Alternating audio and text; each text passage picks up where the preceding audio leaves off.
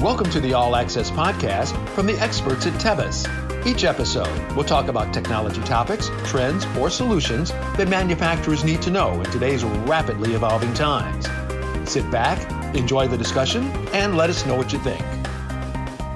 Hey, welcome. This is the All Access Podcast. Thank you for joining. I am your host, Michael Thiessen, and I'm coming to you from our studio office at Tevis America. Hey, I got to really say we have an awesome episode for you guys today, and I think you're going to be really enjoying this, and you're also going to be enjoying our guest that we have, because she's going to bring an awful lot of information to this particular topic. I got to start off with this. This topic is affecting all of us, not just in the manufacturing industry, but in any industry that we're dealing with right now, because it's impacting us. And the item that we're talking about is our economy. What's going on with this? How is our manufacturing being impacted, especially our mold and die makers producing all of our goods from the automotive sector, as well as the machining and the manufacturing sector? And we're going to look at this trend, what's right now going on, and hopefully we can give you some information or some items that you may not know. And obviously, as we have in every single episode that we have done, we have an expert to this. I'm really excited to have Miss Cara Walton on from Harbour Results. If you don't know Cara yet, she's the director of Harbour Results, or the Harbour IQ team. Now, Harbour Results, what they do, they are a consulting company specializing in the manufacturing sector. They're collecting and analyzing dozens and dozens and dozens of data in order that we in the manufacturing area have all the information in order to make sound decisions moving forward. So we at our team at Tevis, we were thinking, you know what? Who can we ask that probably knows the most about this particular topic? And of course, right away on the top of the list, Cara Walton comes in. With that said, Cara, welcome to this episode. Yeah, thank you, Michael. I'm excited to be here and share my 2 cents on the economy and what we think is happening. And as you said, obviously its effect on manufacturers and most specifically our tool and die community that we both know very well and spend a lot of time in. Right. I mean, you and I have talked on many occasions on a lot of the different conferences. I've seen you present on the OESA conference as well as Harbour Results and multiple items. And I mean, you really have your finger on the pulse of what's going on for now many, many years, for as long as I know you at Harbour Results. Give us a little bit of an idea of what do you see at Harbour Results right now happening in our economy? Yeah, that's a great question and a good starting point. So I think from our perspective specifically, it's kind of an interesting dichotomy that we're playing with right now. I talk to a lot of people all the time who tell me they think the economy is booming. It's doing really well. And then I also talk to a lot of people who will say, well, I really have cause for concern. I'm not sure it's in a great position today. And I think if you watch it from our perspective at Harbour with all the data that we have that we're analyzing that you talked about, really both groups of people are right. Frankly, from a broad economic perspective, we're not sitting in a very comfortable position, and we can talk more about why that is. But what's happening and what's so interesting about manufacturing specifically is that demand for all of the goods that our manufacturers make and our molds and dies ultimately produce the parts for is really healthy. So it's a very interesting situation today where I can sit here and say, well, I'm really concerned about the macro economy, the big picture stuff happening globally and here in the States. But simultaneously, there's really strong demand out there. So it's an interesting situation to play in. And the reason why it's so fun for me and our organization is because I get this opportunity to study all of these macro forces. I read way too many reports from the Federal Reserve. I talk to them consistently, things of that nature. I'm sure that would bore most people. I think it's pretty cool.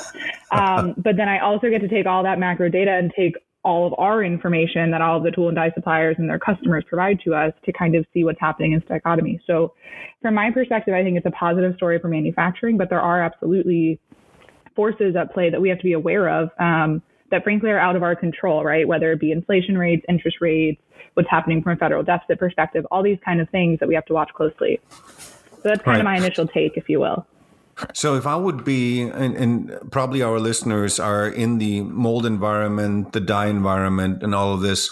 I mean, from what I'm seeing right now, from a lot of our clients that we're dealing with, they're extremely busy right now. I mean, a lot of the mold and dye shops are probably fuller than they have been over the last, I would say, 2 to 3 years. And so if I look at I'm going to say local economy, not just the manufacturing sector, and seeing what's all going around it. Of course, one may think, okay, what do I do now? Do I invest in new machinery? Is this a great time to do this investing in getting prepped for the next year? Because we're now figuring out, okay, what's our automotive big threes are going to be doing? Are there going to be more programs coming up during the OESA conference that we just had just a little while ago? I mean, there's a change happening. I mean, we're going from vehicles that are combustion vehicles over to battery electric vehicles. So there's this change happening. How is that going to be impacting our mold and die makers? Yeah, I think, I think the top line answer to that question is that it's overall a positive impact, right? It's going to have some good stuff, but there's a lot of things for us to watch within that. I agree with you. Everybody that I talk to consistently in all the mold and dye shops that I'm in, soon to be in Canada again, which I'm excited about because I haven't crossed the border in a while. Amen. Yes. Right. I think we'll get there soon now. But the big thing that's happening for a lot of them is they're very busy. And I think the first thing for us to understand is a couple of reasons why. A portion of that is because for a period of time in 2020, there were some things that weren't happening, right? So we had a lot of engineering staff that was furloughed, things like that. So even programs that were expected to launch in 2020 from an automotive perspective, some of them didn't launch, right? Because either we didn't have the engineering staff to do so, or there was a company that didn't have people deemed as essential employees. A lot of reasons and challenges that we faced throughout 2020 that prevented some of those vehicles from launching. But we all know we've worked in automotive for long enough. Just because they had challenges to launch them in 2020 doesn't mean that OEM isn't going to launch the vehicle. So part of the increased demand and busyness today is because we have some vehicles that didn't launch, or maybe were won in Q4 of 2020, but as we all know, it takes more than a couple of weeks to build a tool. So they're actually being built into 2021. So I think that's a portion of it, right? Is they're just busy today from that perspective. But the broader thing that's happening from a busyness perspective, and the reason why we're so busy, is because we have a huge increase in this demand, not only to your point about the increase from battery electric vehicles that are coming out into the market, which are consistently happening today, but also across all industries. So if we think about it from a broad perspective and how that affects manufacturing, we had a lot of things we weren't allowed to spend money on last year. Like we weren't allowed to go on lavish vacations to Europe with our families. Maybe we went up north in an RV, but that's quite a bit cheaper than 4 tickets to Germany, right? We also didn't do things like throw big weddings. I know my sister got married in a wedding of 20 people, and my parents' bank account is very thankful for that, because if it was 200 people, I think they'd be paying a little bit more money. And the gist here, the reason why I'm calling those things to your attention is because we as consumers didn't stop spending money. We just didn't spend it on those things. So we spent it on new cars, on new appliances, on boats, on RVs, on all that kind of stuff. So that drove nearly a 30% increase in demand. I obviously have the chart, but I won't put it up because it's podcast, so I can't. But we have almost a 30% increase in demand. So what that's done is that's increased tool demand today. Because as we all know, when we have more demand for goods, we ultimately have to refresh those goods and make sure that we're giving the consumer what they want, new tooling, especially new molds. And then that's also playing a huge role in this electric vehicle piece that you're talking about. So we have two things at play today. We have ICE, so internal combustion engines, that absolutely still have to be launched. They have to be refreshed. Our term at Harbour, although probably slightly blunt, is that it's called prettying the pig, right? So we're not necessarily trying to do something brand new on a vehicle. We're just trying to make the lighting a little bit better, maybe make the screen on your IP a little bit bigger, things of that nature. All of that drives new mold spend. So we have to keep doing that on an ICE, and we also have to launch all of these electric vehicles, which if you look at forecasts even 4 or 5 years ago, all of those were forecasted to start launching in 2021 from a tool launch perspective. So when I talk about that, I mean 18 months pulled back from start of production. And that's part of why we have such a positive outlook going forward that, look, we're just starting to launch all these electric vehicles. We have a lot more that are coming. And then we also still have to make sure that ICEs are being refreshed because people don't want to all buy an electric vehicle yet. So what that tells me and what that tells our organization is that there's a really strong demand forecast out there for tooling. But what we don't have is strong labor in the industry to help us with that. So to your point about investing, it's a great opportunity for additional investment right now, and frankly, more necessary than it's ever been because we have this crazy demand. We have a 30% increase for some people in their businesses, but we don't necessarily have the people to do the work. So that leads us to one solution most of the time. Well, two solutions. One of them, just get more efficient in your businesses, which there's always opportunity for improvement. But the other thing that probably comes with is increased investment. You may have to buy more robots. You may have to have more machining cells.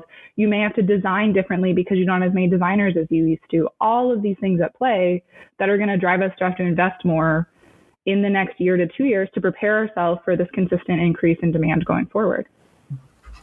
Yeah. I mean, you touched on so many interesting points. I mean, the labor pool, the automation, and I'm going to circle back to all of those again.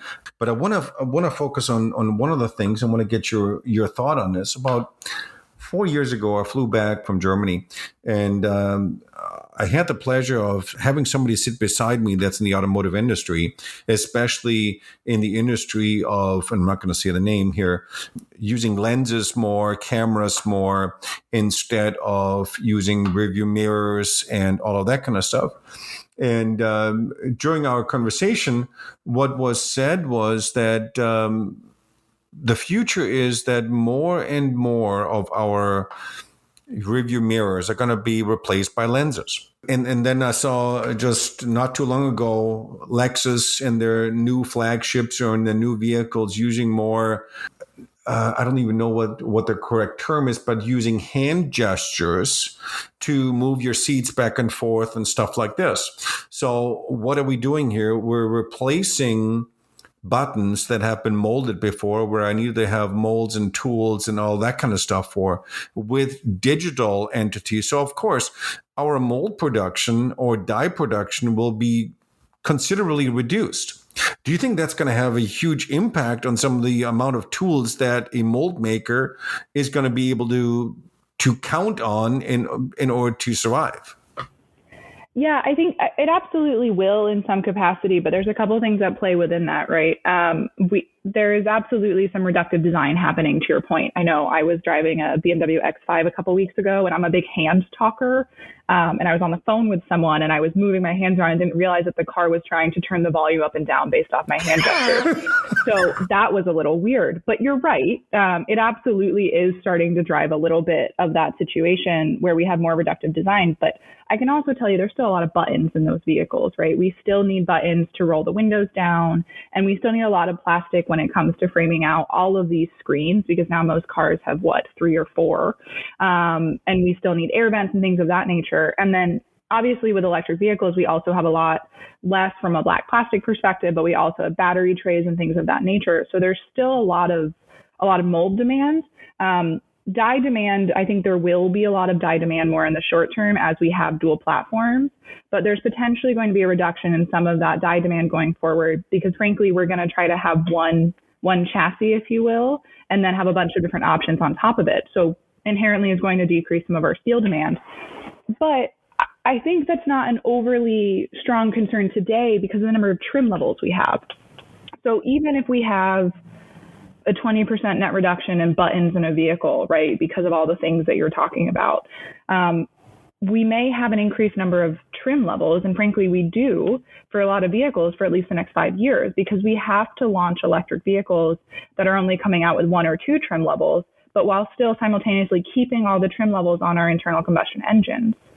So I do think it's something to watch closely. I think especially if you're someone who is only sitting in the very small mold market, specifically on things like buttons and door handles and things of that nature, it's something to be aware of.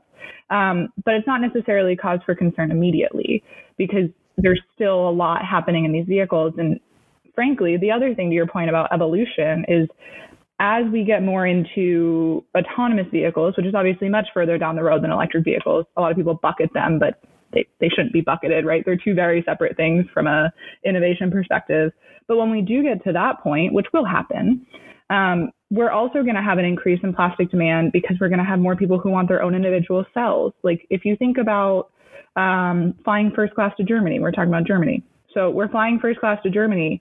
Think about the number of buttons I have inside my little Delta One area with my own headset, all that kind of stuff.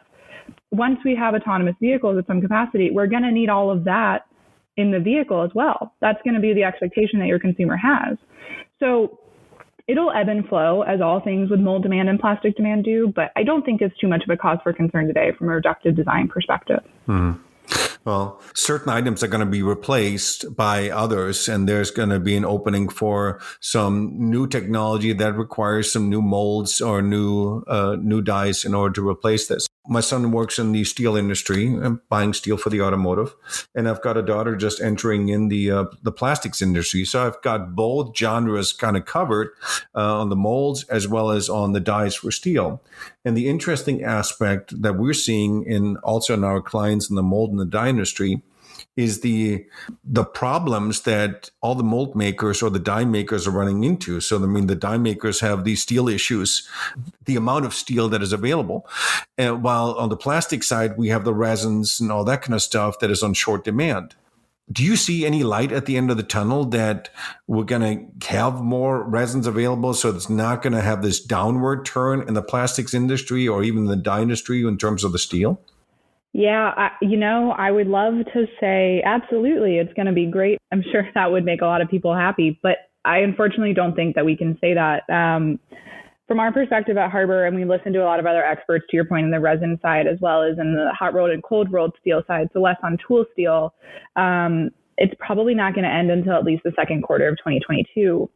And part of the reason why I say that is because there's, you know how with all things macroeconomic, it's fun to talk about why something is occurring today, and then that allows you to forecast for the future as to when it ends. A big thing that a lot of analysts love to do. Part of the reason why I say that it's probably not going to start to subside until at least the second quarter of next year is because what put us in this situation today is more than just the effects of COVID-19, right? So there's this sentiment in the industry that once COVID kind of figures itself out, and now that we're decreasing from the Delta variant, more people are vaccinated, we have positive things happening from that perspective.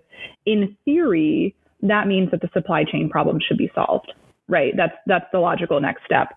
But the reason why that's not happening is because there's a lot more that drove our supply chain challenges than COVID-19. If we all remember the Suez Canal blockage, that had nothing to do with COVID and had everything to do with we have too tight of a canal that we're trying to get massive ships through that the entire global supply chain relies on. That drove a huge wrench into it. We had all of these natural disasters that threw huge wrenches into our resin producers and resin distributors, as well as the steel side of things, right? So when you have hurricanes and you have wildfires in many of the areas where a lot of our resin and steel comes from, that's going to make it really hard to get these things. So I think, unfortunately, because we had so many more factors at play than just COVID-19, it's making it a longer period of time until we're potentially going to start to see relief. Now, I do think that some things will start to be relieved a little bit more in the first quarter. We might be able to take a little bit more of a breath and have slightly more availability from a steel perspective, specifically with what's happening with the tariffs in Europe. But overall, it's going to be a long process, right? We're not going to be able to wake up on Saturday morning and say, oh, the supply chain challenges are solved. Let's go back to business as usual. I wish. I know, me too. It'd be a great Saturday. I'm sure we'd all be having a mimosa at breakfast, but that's not going to happen. I think you're spot on with it's not going to happen overnight. I mean, our supply chain definitely has been weakened. I mean, I think COVID was a magnifier for a lot of things. I mean, if I take a side cut onto what you already mentioned earlier with the labor issue, COVID magnified that all of a sudden now we have a shortage on labor. And it's not like that this particular situation is a newsflash.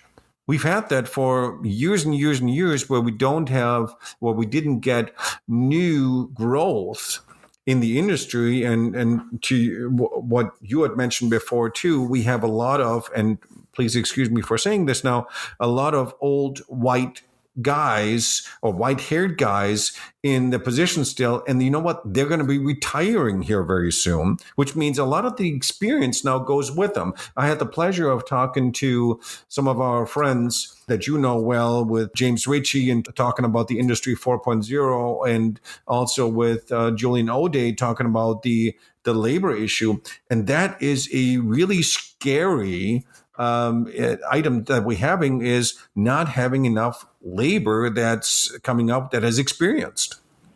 Right. And that adds to all of the other issues that are brewing in there. And I'm going to call it, it's almost like this perfect storm. Everything is now impacting the manufacturing sector. And there's not one mold or die shop that I haven't gone in yet that there's a sign outside that looking for CNC programmers, operators, this, that, and the other. And everybody's looking. Yeah. Yeah. It's a big problem. I think it's a huge problem that we need to somehow solve. And I know, being in some of the conferences with you before, there needs to be almost a reprogramming of our manufacturing sector, where we have to diversify ourselves a little bit more, and where companies need to look at utilizing very talented women. I mean, I've got a wonderful daughter that's going into this male-dominated industry. She's incredibly brilliant, and she has just landed a job with one of the companies in Louisville and starting her career. And those kind of thoughts need to be done if we're running into the labor shortage. And doing this, we need to invest into a lot of the different areas.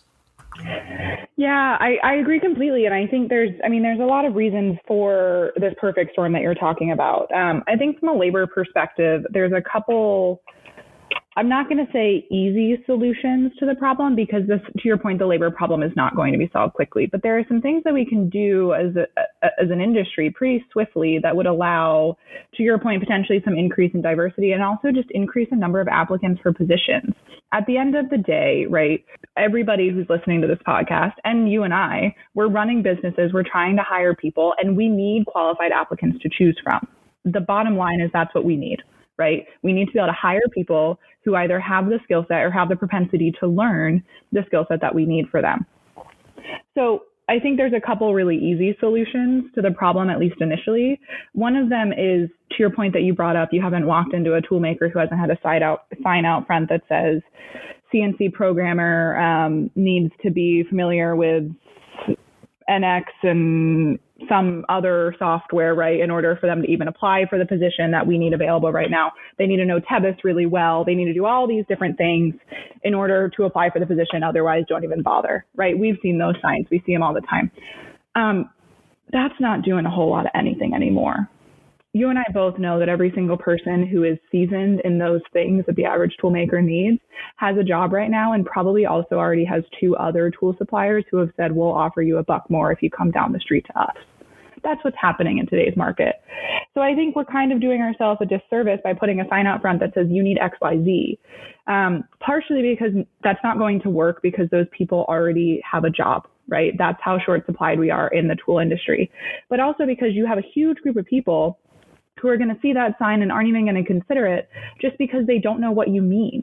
So for example, when I was in college, to your point about getting more women into this industry, if I had driven by a tool supplier and they had said that they needed someone to work in design, I would have said, well, I don't really know what that means. I'm not going to apply for that job. All the while, what I don't know is that if I had gone into them and said, I grew up in the manufacturing industry, I'm intuitive, I'm capable of learning, I'm really good at math, and by the way, I'll work really hard, and they're going to look at me and say, great, we'll give you a job with huge amounts of upward mobility. You can work in really cool softwares today. You have the ability to cross-train in X, Y, and Z and all this kind of stuff, that they probably would have given me a job and I probably would have loved it. I'm not going to know that from that sign, right? So the first thing that we have to do is be more strategic in how we're listing open positions. What are you actually looking for as a tool supplier? Are you looking for someone who's good at learning and who maybe is really good at playing video games or understands process really well because they worked in the restaurant industry and they get that? Okay, then maybe we need to list that instead of someone who's able to run a 5-axis machine. But in the past, mold makers and die makers, it wasn't exciting. I mean, there were grungy places, dark, oily, long hours, and there's no. I don't see the marketing where you really are making this super exciting, because most mold shops that I'm now walking into, they don't have that stigmatism anymore. They have new technology, they have newer machines, they're utilizing the latest technology, but when it comes to attracting talent or attracting individuals, there's not that excitement that says, you know what, it's the best time to enter in this environment of manufacturing. And I think that's missing a little bit. I agree. I think that's because it's not out there today. And part of the reason why it's not out there today is because manufacturers haven't historically had to do that, right? Especially in the tool and die space. So you and I talked about this, I think last week or a few days ago, that unfortunately what happened from a labor perspective is that we came out of 2008 and 2009 and no one was hiring. And that's when this new, quote unquote, new generation that the tool and die community isn't doing the best job of hiring. By that, I mean millennials and people under the age of 35. That's when all of those people are coming out of school. So intentionally, mold and die suppliers weren't hiring because they were coming out of 2008 and 2009. So they had bigger fish to fry, if you will, than trying to bring 3 new people on board. They were trying to make sure their businesses were staying afloat. But what that did is that prevented us from understanding how to hire into this generation. And to your point, understand how to market to them. So now we're almost playing a little bit of catch up to say, okay, we have to market that you can work overtime if you want to and get paid really well, but it's also highly acceptable to work a 40-hour week. You're going to have opportunities for upward mobility. We're going to pay for your apprentice program potentially, or we're going to do tuition reimbursement for you. And you're going to have the capability to learn all about this wonderful industry and work on multi-million-dollar machines and machining centers. And frankly, it's going to be pretty awesome. But we have to figure out how to market to that group of folks in a way that we never had before. And I think a couple of the ways to do that, number one is to talk about what you're saying, right? It's to get people into the plants. It's to get people to understand that, look, the way that you imagine a tool and die maker 20 years ago is not what's happening today. I mean, frankly, the floors of some of the mold makers that I walk into are cleaner than the floor in our office park in Southfield, Michigan. Like, we got crazy awesome stuff happening in all these tool suppliers. And the other piece of it, which I think is a little bit, it's an easy thing to do, it's a hard thing to achieve, right? Is making sure that we're opening up those applications like we talked about and encouraging people to apply no matter what situation they're in. So I know that all job postings right now are required to say, like, we have a diversity and inclusion statement. We're making sure that everyone, it's an equal opportunity employer, right? That's a standard thing that we put on all jobs whenever we put a job out there. What I would encourage tool suppliers to do, and manufacturers and anyone, is to put more on that piece of it, to say we encourage, or say LGBTQ&I individuals are encouraged to apply. People of color are encouraged to apply. We're working our best to make sure that we have strong diversity and inclusion in our organization. Absolutely. And frankly, the reason for it is twofold. Yes, it's great because diversity of individuals means diversity of thought and better problem solving. But also at the end of the day, you're opening up your jobs for more people to potentially apply to give you more workers. It's solving the age-old problem that every single tool supplier I talk to every day complains to me about. We just got to open up the amount of people that we're encouraging to apply for these jobs. But you're right. I mean, it's a hard thing to figure out, and it's not going to be solved overnight either, but we have to work towards it. And I understand your point about being old white guys in the industry. Not that I would call them that firsthand, but I'm not an old white guy. I'm going to be very soon there too, so hey. I do. Sometimes I tell them they're going a little bit gray. And part of the reason why that's so concerning, and we pointed out, albeit maybe slightly bluntly, is because if you look at our data, we have an aging workforce. The average age of a tool owner is about 64 years old right now. And that exact same group of people told us that only 42% of them have a succession plan. My problem is in the news and everywhere else. I mean, let's not kid ourselves. When we go on Amazon, there's a lot of, Amazon has been the greatest tool throughout COVID and well before that. And a lot of the products that we have inside the marketplace come from China, of course. There's a lot of production that's happening over there. And of course, now with the supply chain and when I look at the docks in California, as well as the docks in South Carolina, they're all backed up. There's a lot of goods on there. I've got companies that are waiting for their machines that come from overseas, and they're not getting them. And so, of course, all the news cycles are saying, well, we need to produce here. Great. Let's produce them here. Let's make our chips ourselves. Let's do all of this. But the problem was 20 years ago or 15 years ago, when somebody came up with this beautiful idea, let's go to China and let's build everything over there and we can get it a lot cheaper. All of our experienced workers, and now what you're saying, a lot of our gray, white-haired, experienced, knowledgeable person are going to be retiring or have retired here soon too. How are we going to rebuild that workforce again in order that we can produce here, because we don't have the expertise anymore? And what we're doing now too at OESA, and what we have, I'm coming back to the OSA conference again because it was such a great event. A lot of good ideas happened there. But one of the items was too, in order to make sure, because of that shortage of labor force, because of all the experienced workers are retiring, companies are doing more and more and more to retain the labor force that they currently have, because they don't want to have them go for $1 more somewhere else. And obviously that cost needs to come from somewhere. And that cost is going to go potentially onto the product level. And at the end, the consumer is going to pay more because of that shortage that we're having. How are we going to combat all of those? This is now a huge package I just talked about with the supply and demand of the supply chain issues, as well as retaining personnel. And then these are 3 big issues that we're running ourselves into. Yeah, I think there's a couple opportunities there for potential solutions there is to combat the issue, but you're right. It's a big problem and it's not going to be solved quickly. I think a big part of it, though, is just this opportunity to get standard processes and procedures in place. And I know that's very consulting speak, right? It's great to be a consultant. I can go in and tell them to put standard processes in place and then not necessarily help them do it. That's the running joke. But the point behind that is, realistically, what has to happen, to your point that we have people retiring who have all this tribal knowledge, is we have to get what they know out on paper, and we have to get it into our ERP systems and into our design libraries. I had a tool supplier tell me the other day, it was him and his lead designer and also his head of sales, or his lead quoter, and his head of sales sitting in an office. And he said to me, look, this guy can look at a RFQ and at a design, and then he can tell me how much it's going to cost within like $20,000 in the matter of 10 minutes. And I said, well, that's great, but that guy's 62. So that guy's going to go away at some point soon, right? I don't mean he's going to pass away. Don't misunderstand me, but he's going to want to retire and spend time with his family. So what has to happen is we have to have some semblance of automated design libraries and automated quote systems that allow us to take the knowledge out of that guy's head and put it onto our systems.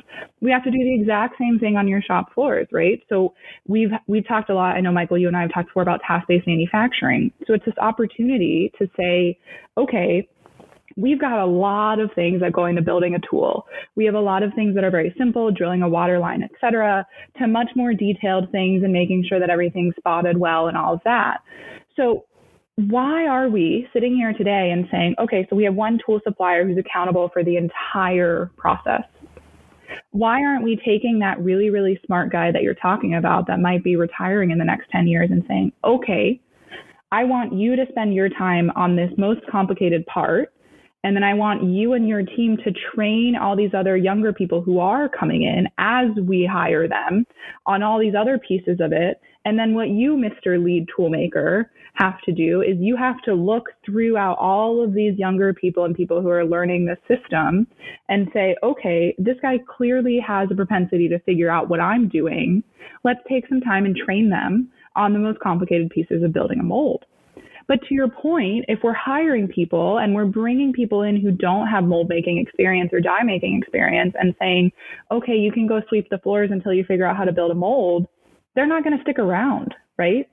We're not going to retain them. They're going to go elsewhere. So we have to create a system on our shop floors that allow them to be trained by these seasoned people that are highly intelligent and keep all of it in their heads today in order to let them go do what they want to do with their futures and still keep manufacturing here in North America, because at the end of the day, that's what we want. It helps our economy if we think from a broad economic perspective. And it also helps give people great jobs that we need in order for them to consistently be able to spend more money because inflation is going up, like you talked about, and all those kinds of things. It is so refreshing, and I've not heard this yet before from anywhere else about automating. I mean, this must be a brand new term, automation and all of this. Of course, I'm kidding, guys. It is not. I mean, this is an item that on almost every single episode that we've done so far, we're trying to hammer this into companies. I mean, 10 years ago when we brought this up, or maybe even longer than this with Tebis, you need to automate, you need to standardize your processes. And people were looking at us as if we're from Mars and saying, oh, you guys are off your rocker. We can't do this. We're a job shop. We never do the same things over and over again, blah, blah, blah, blah, blah. And now we're in this situation. And believe it or not, and I'm going to put a plug in here for Tebis, for the last year and I'm going to say 2 years, we've been more busy doing a lot of these automating and standardizing, utilizing virtual machines. This term digital twin has been put onto the forefront where everybody's looking at, okay, how can I program completely in my technological environment, in my computer for all my machines, completely offline, have everything in place with my clamping devices, with my machines, know everything what's going on, MES system and so forth. And I can do this. And I can standardize and I can have consistent quality and consistent timing and all of these kind of things. We've been busier than ever before in this environment. And beforehand, people were just looking at us and saying, yeah, you guys are nuts. Yeah, I think I agree with you, Michael, and I think it's something that's been talked about for a while, but I would encourage people that are listening to hear something slightly different than maybe what you've heard every other time, because clearly just talking about automation doesn't get things automated, right? You have to actually do the work. So there's this big piece of it right now, which is, you're right, everybody's so busy that they're saying there's no way in heck I can focus on automation. I just have to get these tools out on time or as close to on time as possible, because let's be honest, most tools aren't going out on time right now anyway. Mm-hmm. But what we can do is we can think about the fact that, okay, at least Harbour and other sources have put a forecast out there that says demand is going to be pretty strong for at least the next 5 years. So it's putting us in a positive position going forward. But what will also happen is that this massive increase in demand that we felt over the last 12 months will slow down a little bit. I don't mean it'll go downhill, right? I don't mean that we're going to lose potential business, but we're not going to keep increasing at the 30% rate because it's not feasible. The economy can't the economy can't handle it. Manufacturing can't handle it. But what is that if not an opportunity for us to say, okay, we're going to take a breath in the first quarter of 2022, most likely. And then we're going to go into the second quarter and some of our supply chain issues are going to start to be figured out a little bit more. And maybe we'll be able to actually not get a couple new gray hairs for a few weeks, right? Because we're not firefighting as much in our businesses. So what is that if not the opportunity for us to say, okay, now's the time to go and automate more. Now's the time to do exactly what you're talking about. Because at the end of the day, we can make the plans all day long, but you've got to be able to go do the work. So I think, to your point about this being a perfect storm, yes, absolutely. In some capacities it is, but it's a perfect storm for us to focus on improvement and set ourselves up for success for the next 10, 15, 20 years. Yep, there's a lot of opportunities to rethink the operation. Yesterday, I was at a client and he completely understood this. And he says, yes, right now I need to standardize. I need to rethink. And maybe this is the right time right now to make changes right now, because changes you don't make for just the right now, you make for the future. And if you don't make those changes in thinking of how can you get these things done, you might put yourself into a corner 5-10 years from now. Because if you don't start now with some of those items and prepare for all of this, you're going to run into a problem. And there's a huge opportunities. I agree with you. Yes, it looks pretty bleak right now, and sometimes it looks pretty dark too, especially when you go to your grocery stores and you can't find bacon anymore. And we all know bacon makes everything better. As far as you're concerned, Michael, yes. Bacon does make everything better. Yes, since I have the microphone here, I'm saying bacon, bacon, bacon. But anyway, get away from that. But yes, it looks a little bit bleak, but there's a huge amount of opportunity that we can, and it's in our hands that we can turn this entire thing around. We can make or break our manufacturing sector, but we need to help out, and we need to do our portion of it by either training younger individual, getting them involved in our environment, implementing new technology, implementing automated procedures, making the process from inception to delivery a lot faster, so that we can kind of help out with this entire scenario. Yeah, I agree. And I mean, I think a part of that too, Michael, to your point about now's the time, right? A part of that is also coming up with a technology roadmap. And I would encourage people who have started hiring these 20 somethings to include them in the creation of that technology roadmap and that plan. So any good analyst who's going to talk to you about the rate of change will put this wonderful curve up in front of you that you can all Google that shows you the rate of change in adoption from everything from a color TV all the way to things like the iPhone and like a navigation system in your vehicle and all that kind of stuff. What's happened to us over the last 20, 30, 40, 50 years is we have an expectation that technological advancements happen so much faster than they ever used to, right? I'm used to a new update coming out on my iPhone once a month at this point. So what that means as manufacturers is now when we're creating these plans for the future, it's important that we also have a technology plan to keep up with these technological shifts. And do you want to know what the best way to do that is number one, to work with service providers as needed to have them help you and give you external points of view, but pull the young people in your organization in. Because if they're under the age of 30, they probably can't remember a day that they didn't have an iPhone sitting in their pocket. So you want to know what they're going to do? They're going to figure out ways to help you advance your manufacturing industry the best way you possibly can with these increased technological advancements that are coming. I know we're working really closely with another service provider to make sure that we can help people create these technology roadmaps. And I mean, we have to do it at Harbour. You talked about the amount of data we have. We have so much data and information that we have to evolve the way we manage this data because new opportunities and new ways to manage it are coming out, frankly, every day. So it's a big thing. And I need to say this too. I mean, a lot of this, a lot of it needs to also happen from our leaders over in Washington. I know Harbour Results with you, AMBA and OESA, PMA, you're doing a phenomenal job making sure that our leaders that are in Washington are doing the right things and holding them in check. But they need to also provide the manufacturers, especially in the automotive industry and the tool and die industry, to give them a chance to succeed, and not that we have companies that are going to be that have been 100 years or 80 years, whatever, in business, all of a sudden closing their doors because they can't hack it anymore. So we need to have our leaders in Washington really put their best foot forward and keep the manufacturing sector alive, because we can't just be a sales organization in the U.S. We have to be a manufacturing organization and a manufacturing powerhouse, because we have brilliant people that are doing the manufacturing. Yeah, I agree. And I do think that to your point about what's happening in Washington, I know we at Harbour are not lobbyists. We don't want to be, right? But we work very closely with lobbyists, as you said, to make sure that lobbyists and those that are decision makers in Washington and in all of your state capitals have the data, have real data on the manufacturing industry. And I don't mean tier ones and OEMs. I mean the people who are listening to this, right? You're under $500 million shops. But I think the thing that is exciting, to your point about manufacturing going forward, is what COVID did partially is COVID outlined some of our reliance as a country, and frankly, as North America as a whole, on external countries like China to supply us with some of the goods that we need to make ends meet on a day-to-day basis, whether it be from a medical testing perspective or an electric vehicle perspective.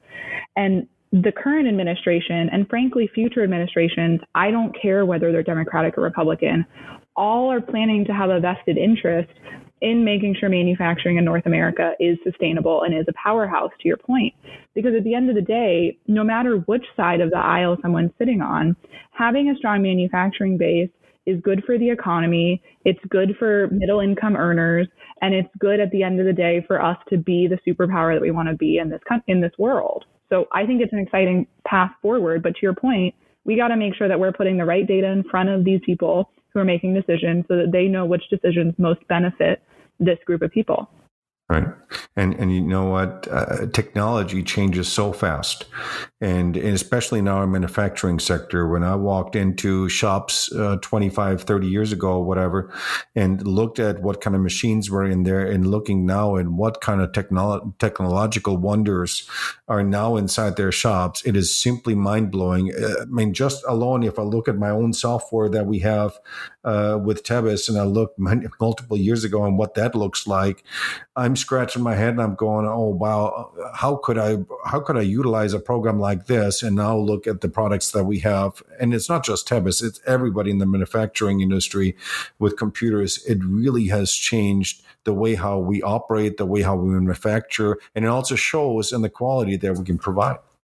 It's really cool, isn't it? I know we're talking about all these challenges, and it is something to be aware of, but at the end of the day, it's just awesome. Like if anybody hasn't been able to walk into a manufacturing facility lately, especially a mold builder, they are innovating in ways that are so cool. And at the end of the day, it's exciting, and it's really good stuff for us to think about. That's what gets me out of bed every day is that innovation and that excitement. Exactly. I mean, I urge any kid or any high schooler or anything or anybody listening to this that are not in this industry, do yourself a favor.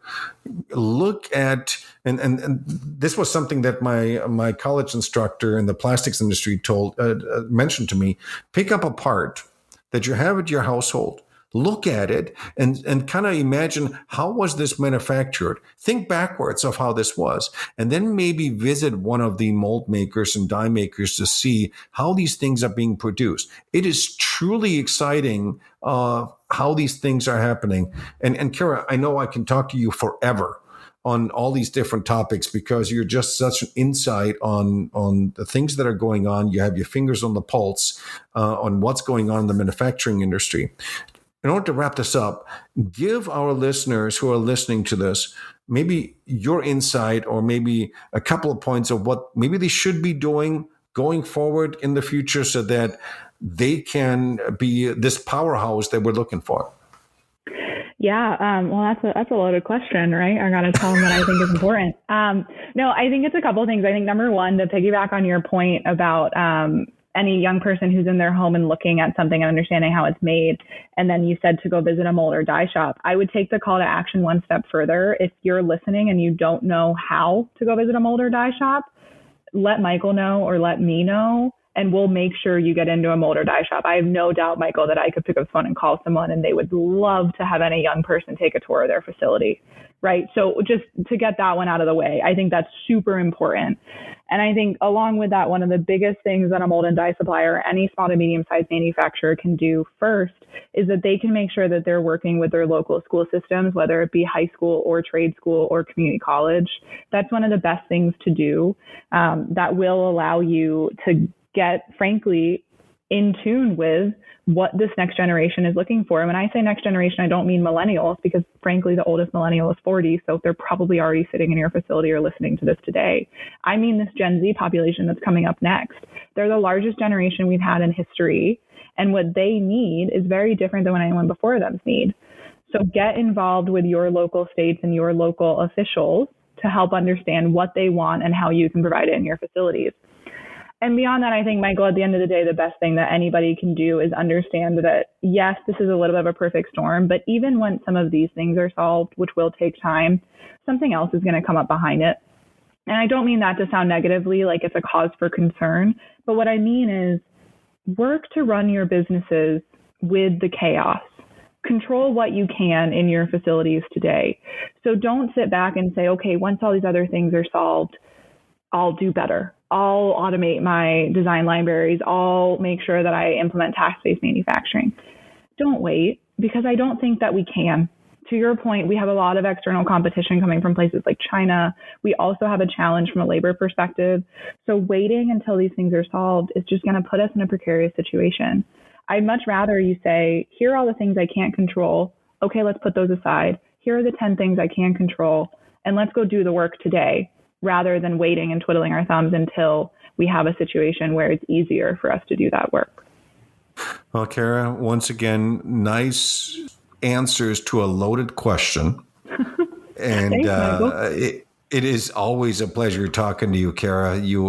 Hopefully we have you back on here again. Really, thank you for being here. Thank you for joining us on the All Access podcast. Hopefully, more and more people are going to be listening to you and taking your advice.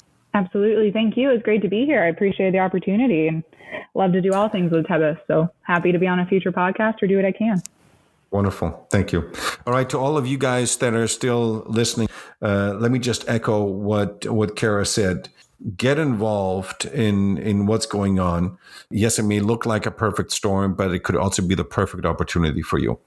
If you are having questions, talk to the guys over at Harbour Results, talk to the guys over at Tebis. If you want to find out of how certain things are manufactured or are just a little bit an iota intrigued of how these things can be made here in the U.S., get in touch with us. We can get you involved in a lot of the different companies. And I know there's a lot of companies that are searching for new talent, for new ways of doing things. And some of the thoughts that you might bring into may completely revolutionize our manufacturing industry. So get in touch with us. Let's see how we can turn a bad situation into a better situation. And, if I look at the title of this episode that I have sitting in front of me, it says the current economy's impact on manufacturing, the good, the bad, and the ugly. Let's change that. Let's make it the good and let's make it better. With that said, looking forward to talking to you next time. Thank you so much and have a good rest of the day. Bye-bye. Thank you for joining this episode of All Access. Please leave a comment or review with your feedback or what you'd like to hear in future episodes. To learn more about manufacturing technology solutions and Tebis's capabilities, visit our website at Tebis. That's TEBIS.com.